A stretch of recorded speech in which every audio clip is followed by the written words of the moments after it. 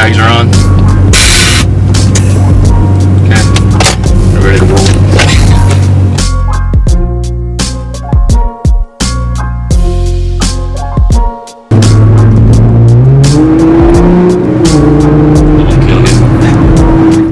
So we are shooting a day in the life video of myself, and it's already gone in a rough start because my life is fucking hectic.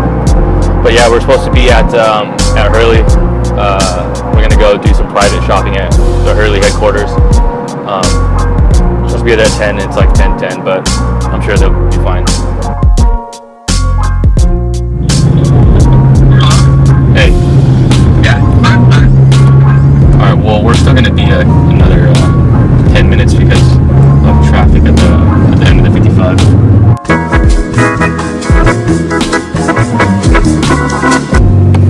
This fucking happened right now.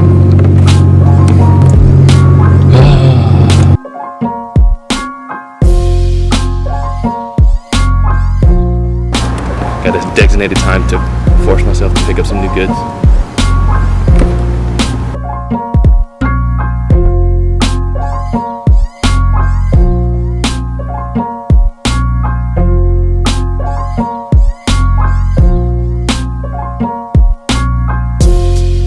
This is like good for skating?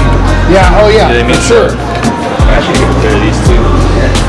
This is my blue one. Nice and comfy.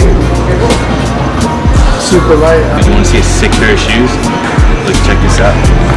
This shit's so fucking tight. Hell no.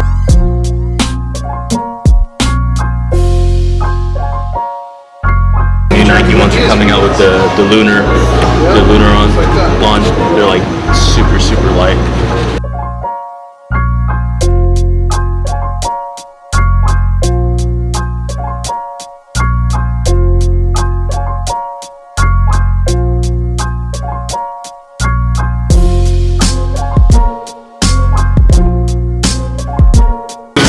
Mike goes, he looked at that, he's like, you guys should wear that, what the mannequin is wearing now. And it don't mean you're not gonna look like that.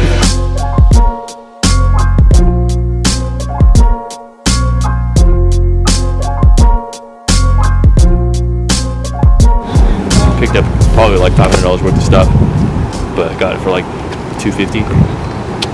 Yeah.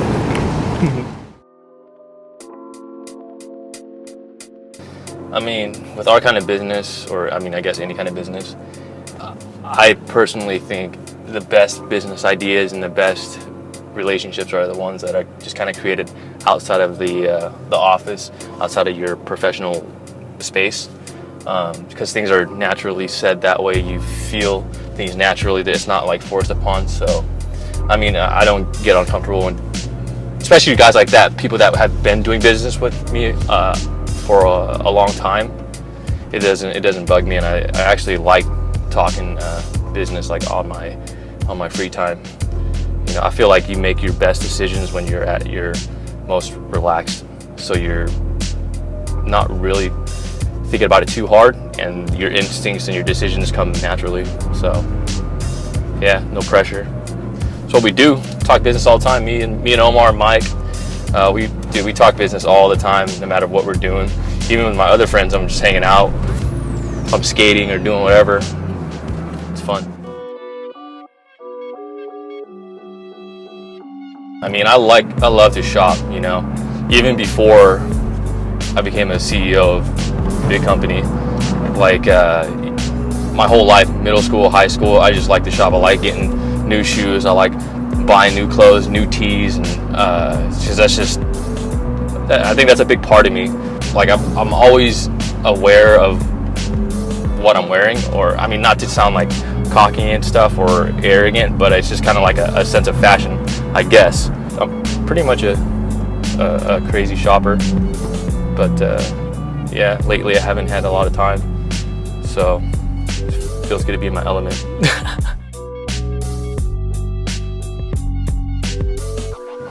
Obviously, I grew up skateboarding, so a lot of the heavy influences come from like skate companies, you know, like Emerica, S, back in the day, like Birdhouse, Alphanumeric, 4 Star. Those kind of companies are just the companies I grew up on. And then as I got a little bit older, you know, you kind of realize like those companies were the ones that made stuff cool. I mean, we didn't know it back then. We just knew that we were gonna rock those kind of clothes because we affiliated ourselves with skateboarding, with surfing, with that type of lifestyle. And us being in that little bubble, I guess from the outside perspective, people really dig that kind of stuff, you know, because they like that kind of lifestyle.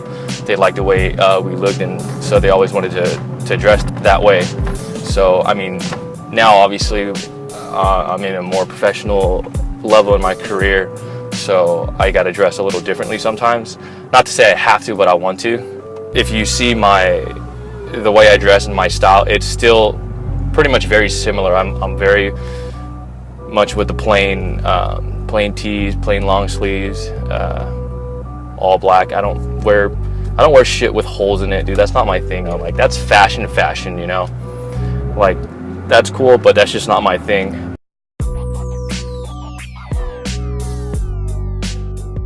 In that culture in Long Beach growing up, that is what it is. We were skateboarders. We were surfers. We did all that stuff growing up. You know, that culture is embedded in the city. All the styles are very similar. People had different styles within the culture too. So everyone asks me this a lot, and I get the comments on Instagram, but I had never had a chance to thoroughly explain. So hands down, best car overall out of all three is the Audi R8. There's a reason why that the Audi is priced at what is that. I mean, the GTR is a lot faster, got a lot better handling, but the R8 is just an overall better quality car, you know? From the stitching to the doors to the steering wheel to the sound system to just how it's built, you know? Like when you shut the door, you can tell like what a Japanese car sounds like when you shut the door. Then again, my R8's tuned. It's got a full tuned suspension done to it, engine work. So I mean, I don't know, maybe I'm just biased, but nah, overall Audi R8's it's a lot better, you know. And that's one thing I want to say too, because you know, people are always like, oh, why don't you choose the GTR over the R8? There's a point, I mean, there comes a point to where you're not a kid anymore, you know, and going fast isn't the fucking goal, you know. There's a lot more to it, and it sounds very, I don't know, I don't want to sound like an old piece of shit when I'm saying this, but people are saying that. My opinion, if you're gonna tell me that, then you better own an R8 and GTR too, because how the fuck are you gonna tell me what's better if you don't have it yourself and experience it yourself? So yeah, R8 way better than a fucking GTR. I remember I had my 2001 Civic. My dad, he was just like, whatever, dude, let him do his thing, which is cool, you know. I didn't understand it then, because when I think about it now, I know a lot of dads would be like, nah, get rid of that shit, it's not good for you, blah, blah, blah. But he just let me take care of it, because I think he was teaching me a lesson at the same time, because he saw how I was taking care of that car like it was a lesson, you know. So anything else in the future, I would take care of it, you know. And I remember one time I got a lip for the like a front bumper kit, if you guys don't know what a lip is, for the Honda Civic. I was having a hard time putting it on, and my dad actually came over and literally helped me out, drilled holes into the front bumper and put it on for me. And I'm thinking about it now, like I said, other dads would be like, dude, you don't need to put that shit on there, what a waste of money, you know. But I think he's seen the bigger picture, you know, pulling the ignorance out of what the typical person might say, and see it from a long-term point of view, to where like, oh man, this kid's gonna take care of his car, he's gonna, you know, he cares about that thing, so yeah, he knows how to make it last.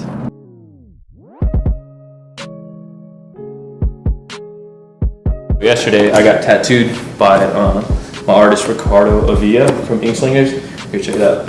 He actually been working on my whole arm. Well, not my fingers, but he did the rose, the skull, the clock, the girl, the eyeball right here, and the samurai right here, and another rose. And then last night's session, he did a geisha with the sword. And he was, it was like a 6-hour session. So it's crazy. He freaking went up almost in my fucking armpit, dude. It was like hurting and tickling at the same time. My first tattoo was my stay true on my shins. Right here, stay true. It kind of got cut up when I got rock jump. Oh, when I went rock jumping. It's a funny story. I got like 8 stitches on my shin. But yeah, I got my first tattoos right there. It was like at somebody's house.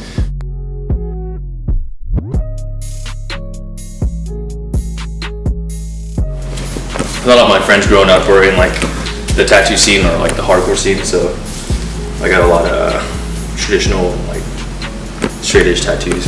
So I was straight edge a long time ago. But yeah, if you don't know what it is, do that.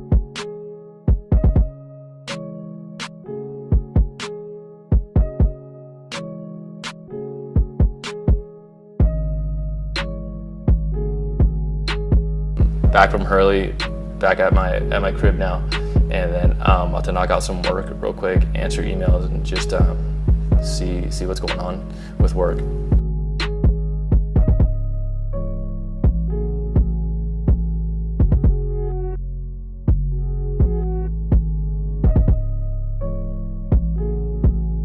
Yeah, I used to function everything out of my little room in Long Beach, and then once that room got crowded and just not enough space, all the inventory, taking up a bunch of space, I had no choice but to sign a lease in a building. And this was probably like the scariest part, because I never had anything under solely my name, because I had the t-shirt store, but I had partners in it. It was me and my buddy Bruce Soft. He still runs that right now. He's killing it. But yeah, so when I signed on that new lease, I think it wasn't even 2,000 square feet. It was like 1,000, or if that, to 3,000 square foot warehouse just across the way. And then that got crowded again, but we didn't want to break the lease at the time, so we had to go fish out another 5,000 square foot warehouse and still pay for the 3,000 square foot warehouse. Remember that we used to keep storage and all that stuff in there, so we would just truck back and forth a lot of inventory or whatever we needed. Obviously, I haven't leaked out or put out any YouTube videos on my own or anything like that. I haven't even been really posting on Instagram or Snapchat a lot like I used to. And the reason for that is because I've been knocking out a bunch of designs, getting ready for the fall 2016 and winter 16. Yeah, I've been designing all the girls' stuff, been designing a lot of the compression stuff, and then designing a lot of the girls' hoodies, the outerwear, and then all the guys' long sleeve tees, tanks, accessories, hats, all that stuff, as far as making adjustments, and especially for the guy stuff, like the fit and the cut and all that stuff. I'm a pretty standard, like size large, so it works out the best, like if I feel it and test it on my own. This one is a pocket that we had to adjust, make some adjustments, so I just got to do some approvals. So the sleeve pocket, yeah, so we're just shrinking the guys one down to the women's one. So we have, this is for what we call the assassin hoodie that I've been working on. I would put out what I like to see, so everything stays in unison, everything has that LiveFit feel to it, and then even when our other designers are designing, I kind of guide them into what I would like to see. So it's nothing on their part where I don't like their designs or whatever, it's just not fitting the LiveFit part. So that's how it keeps all the all the designs like nice and tight. It has all the same feel to it. But yeah, I mean, for me, if I need to edit or do changes on a design, it's just better, instead of relaying it through a person, and some of the stuff may not filter through to that person. It's hard to get this and transfer it down to an actual piece. So, I mean, obviously that puts a lot of pressure on myself still, and as we grow, but I mean, I have fun doing it, so why not? With the brand expanding and more audience, you have a lot more audiences, a lot more personalities, a lot more different beliefs that you're trying to portray your brand to. So as we evolve, I like to stick with our core values, with the skate, surf, fitness, and whatever I know personally. All these trends start arising. We honestly, you can ask anybody, we don't follow any trends. We're just gonna create the next thing, and whoever follows will follow. And that's gonna hurt a lot of people's feelings, like audiences. that found out about us maybe 2 years down the line. I'm never gonna change the way I am. The brand's never gonna change the way it is for these new audiences or whatever. We're gonna do what we do, and our mission is gonna stay the same. We've seen it in the industry too. We started, like for instance, the 3-panel cutoff tank. That honestly, we have a video of myself in my healthy dish. This was probably like 3-4 years ago, me cutting a shirt into a tank top just because like I like that style. We're here at the LiveFit Apparel Warehouse. I'm here with my Nguyen, creator, founder, owner of My Healthy Dish, and today we're gonna teach you how to properly cut the sleeves off a t-shirt. We've decided later down the road, like, hey, that would be a cool shirt to make if we just, you know, sew on the sides and made a replica of a t-shirt that looked like it was cut, you know? So we did that, and then now you can scroll through Instagram, social media, you'll see tank tops like that from other brands everywhere. And you know, and for me, it's not, I mean, I'm not hating, it's cool. You know, it's cool to see the industry adapting to what we have done. So as we evolve, we're just doing our own thing. We're just making sure we're evolving, not necessarily evolving for the public. We're making sure we're evolving as a team, making sure our guys stay motivated, making sure everyone's still inspired and sparking up new and creative ideas.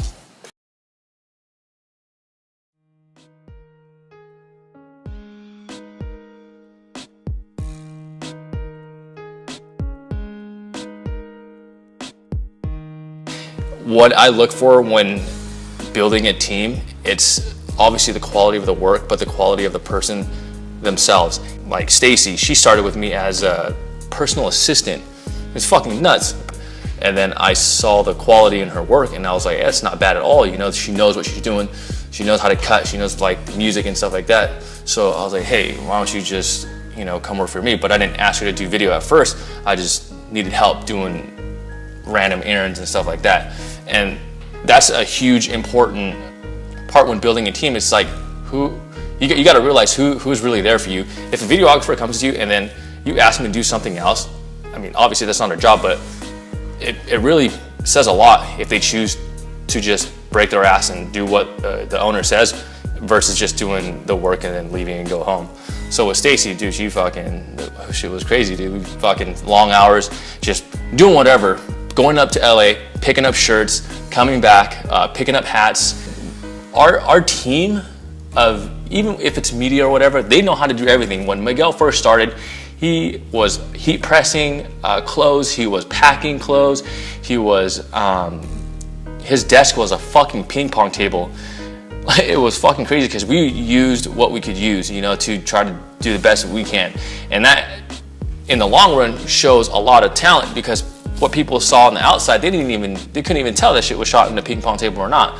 So, you know, 2 years later, you know, you shoot them anything, shoot Stacy anything, they can fucking get shit done, no matter the environment, no matter what they have, no matter the resources they have, the camera quality, the light, they're gonna make it happen. They're gonna adapt to the environment and make things look professional. And, you know, and that's a huge characteristic that a lot of people out there don't have nowadays. We don't spend any money on marketing.